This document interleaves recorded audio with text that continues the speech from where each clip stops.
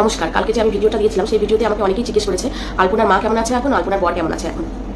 কালকে যে ভিডিওতে আমি বলেছিলাম আমাদের স্কুল লাইফের বন্ধুত্বের গল্পটা আপনাদের সাথে কিছুটা শেয়ার করেছিলাম, তো সেই ভিডিওতে অনেকেই জিজ্ঞেস করেছে।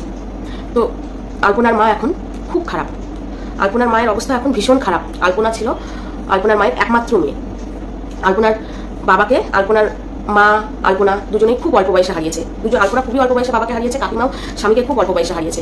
সেই স্বামী হারানোর পর থেকে আলপনাকে খুব কষ্ট করে বড় করেছে, খুব লড়াই করে বড় করেছে, খুব কষ্ট করে আলপনাকে বড় করেছে।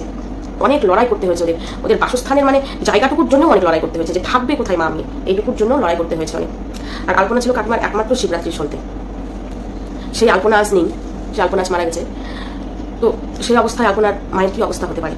আলপনার মাকে কোনোভাবে সামলানো যাচ্ছে না, কোনোভাবে সামলানো যাচ্ছে না। আমার বাবার বাড়ির ওইখান থেকে বন্ধু বান্ধবদের যেটুকু ফোন এসছে বা বাবার বাড়ির ওখান থেকে যেটুকু খবর পেয়েছি, সবাই শুধু একটাই কথা বলছে যে আলপনার মাকে আর বাঁচানো যাবে না, আলপনার মাকেও আর বাঁচানো যাবে না, আলপনার মাও শেষ হয়ে যাবে। উনি কিছুতেই কিছু মানে ওনাকে মানানোই যাচ্ছে না, ওনাকে কিছুতেই কিছু করে মানানোই যাচ্ছে না, উনি মানতেই পারছে না। আর সেটাই তো স্বাভাবিক কথা না, একমাত্র সন্তান চোখের সামনে দিয়ে চলে গেছে, সেই মায়ের কি হতে পারে?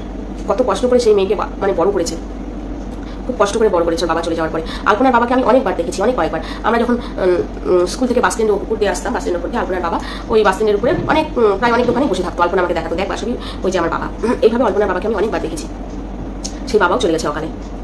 তো আলপনার মা এখন খুব খারাপ অবস্থায় আছে, খুব খারাপ অবস্থায়। বললাম না যে একটাই কথা সবাই বলছে এখানকার ধরে এখানকার, যে ওই মানুষটাকেও মনে হয় আর বাঁচানো যাবে না। আর বাবা মা বেঁচে থাকতে চোখের সামনে দিয়ে সন্তান চলে যাওয়া মানে সেই বাবা মায়ের কতটা কষ্ট, কতটা যন্ত্রণার একমাত্র যে বাবা মায়েরা সন্তান হারিয়েছে তারাই জানে, তারাই বলতে পারবে। কাকিমা ওই আলপনার মুখের দিকেই তাকিয়ে মানে বেঁচেছিল, ওই আলপনার মুখের দিকে তাকিয়েই এত লড়াই করেছে, এত লড়াই করে মেয়েটাকে পড়িয়েছে, ভালো রেখেছে, কলেজে পড়িয়েছে। সেই মেয়ে আজ চোখের সামনে দিয়ে চলে গেছে, খুব কষ্ট করে ওদের দিন কেটেছে, খুব কষ্ট করে। কেবল একটু সুখের মুখ দেখেছিল, কেবল একটু সুখের মুখ দেখেছিল। ওই যে কথাই আছে না, সুখ সবার কপালে সহ্য হয় না, আর যার কপালে সহ্য হয় তো ভগবান সুখ একেবারে তাকে ঢালে উপরে দেয়, মানে দরকার নেই তারপরেও ভগবান সুখ এমন ভরিয়ে দেয় এমন দিয়ে। তো আলপনার কপালে সুখ সহ্য হলো না, আলপনাকে মানে অকালে ভগবান নিয়েই গেল। আর তারপরে আসছে বরের কথায়, ওর বরেরও অবস্থা ভালো না, ওর বর ভীষণ ভেঙে পড়েছে, ভীষণ। আর ওর বর ভীষণ ভালো মানুষ, ভীষণ ভালো মানুষ ওর বর। ওই দাদা ভাই আলপনাকে এত ভালোবাসতো মানে চোখে না দেখলে বিশ্বাস করা যাবে না। আর সব থেকে বড় কথা, আলপনাকে খুব সাপোর্ট করতো এবং আলপনাকে মানে আলপনার কথার খুব গুরুত্ব ছিল, দাদা ভাইয়ের কাছে খুব গুরুত্ব ছিল আলপনার কথা, আলপনাকে খুব সম্মান করতো। এটাই তো আসল স্বামী স্ত্রী সম্পর্কের মধ্যে, গুরুত্ব দেওয়া, তারপরে হচ্ছে সম্মান করা। তো সেই সমস্ত গুণগুলোই দাদা ভাইয়ের মধ্যে ছিল। আর অনেকেই আবার জিজ্ঞেস করেছে যে দিদি ভাই আলপনার কি হয়েছিল? আলপনার হয়েছিল হচ্ছে প্রথম যেটা, সেটা হচ্ছে পিত্তথলিতে পাথর। পিত্তথলিতে পাথরের জন্য হয়ে গেছিল জন্ডিস, তারপরে ছিল হচ্ছে রক্তশূন্যতা, তারপরে থ্যালাসেমিয়া। যেটা মারাত্মক আকার ধারণ করে আলপনা সেটা হচ্ছে পিত্তথলিতে পাথর আর হচ্ছে রক্তশূন্যতা আর জন্ডিস। এই তিনটেই মারাত্মক ধারণ করেছিল আলপনার শরীরে, মারাত্মকভাবে এই তিনটি আকার ধারণ করেছিল। তারপরে কিন্তু বর কোনো চিকিৎসা ত্রুটি রাখেনি, আলপনার কোনো চিকিৎসা ত্রুটি রাখেনি।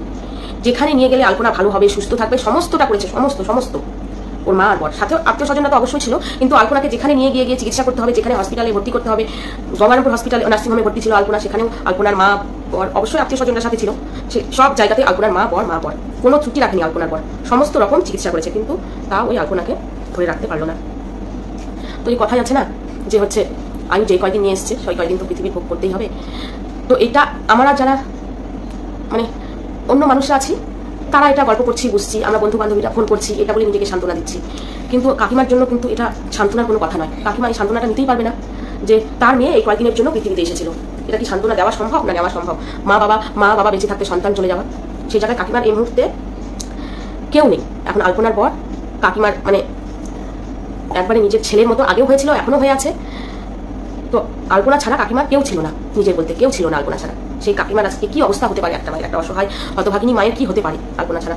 মানে আজকেও সকালবেলা আমার কাছে ফোন এসেছে, দুটো বান্ধবী ফোন করেছে যে হচ্ছে কাকিমার অবস্থা ভীষণ খারাপ, আলপনার মায়ের অবস্থা ভীষণ খারাপ রে। ওরা আবার বাবার বাড়ি থেকে ফোন পেয়েছে, ফোনে জানতে পেরেছে ওদের বাবার বাড়ি কথা হতে যে সবাই বলছে কাকিমাকেও নাকি টেকানো যাবে না।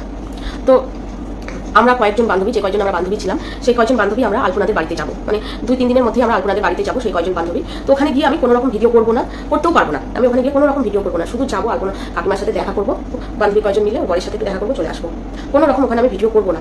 সেই ভিডিও কি ওখানে করা যায় যে কাকিমার পাগল অবস্থা সেখানে আমি ভিডিও করছি, সেটা কি করা যায়? তো সেখানে গিয়ে কোনো ভিডিও করতে পারবো না। আজকে দুটো বান্ধবী ফোন করেছিল, বলো কি কবে যাবি? বললাম যে চল তোরা দিন তারিখ ঠিক কর, 2-3 দিনের মধ্যে যাওয়া হচ্ছে। তো বললো ঠিক আছে চল তাহলে 2-3 দিনের মধ্যে যাই আমরা। তো 2-3 দিনের মধ্যে আমরা যাবো। আর কালকের ভিডিওটাতে না অনেকেই হচ্ছে আমার যে কষ্টটা, মনের কষ্টটা, সেটা অনেকে বুঝেছে, আবার 2-1জন বুঝতে পারিনি। তারা এত খারাপ কমেন্ট করেছে, যাই হোক তার মধ্যে একটা কমেন্ট এত খারাপ এসছে কি বলবো। কালকের ভিডিওটাতে কিন্তু আমি বলেছি যে আমি 1.5 মাস আগে একটা লাস্ট ব্লগ পোস্ট করেছিলাম, সেখানে বলেছিলাম যে আমার খুড়তুতো বোন হচ্ছে 18 বছর যার বয়স, সে ব্রেন স্ট্রোক করে মারা গেছে। খুব মন মানসিকতা খারাপ, এই কারণে ব্লগটা বন্ধ রেখেছি। তো হচ্ছে আবার তার মধ্যে বান্ধবীকে হারালাম। তো এই কথাগুলো শুনেও একজন আমাদের ওখান থেকে না, মানে আমার ওখান থেকে হচ্ছে আমার বাবার বাড়ি কর্ধর, ওইখান থেকে ফোন আসলো যে এক বন্ধু ফোন করে বললো যে একটা ছেলে মানুষ বউ হারালে এইরকম হয়ে যায়, আলপনার বরকে না দেখলে সেটা বোঝা যায় না। মানে বউ চলে গেলে তার স্ত্রীকে চিরকালের মতো হারিয়ে ফেললে কোনো পুরুষ মানুষ এইরকম পাগল হয়ে যায়, তার একমাত্র প্রমাণ হচ্ছে আলপনার বরেরও ভীষণ খারাপ অবস্থা। কেউ ওরা ভালো নেই, না মা ভালো আছে না ওর বর ভালো আছে। মায়ের তো সাংঘাতিক খারাপ অবস্থা।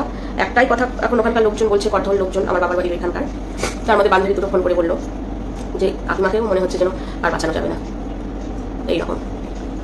আর আলপনা তো মায়ের একটাই মেয়ে ছিল, কি করে সামলাবে নিজেকে কাকিমা, কি করে সামলাবে। চলুন আর ভিডিওটা বড় করবো না, সবাই ভালো থাকবেন, সুস্থ থাকবেন।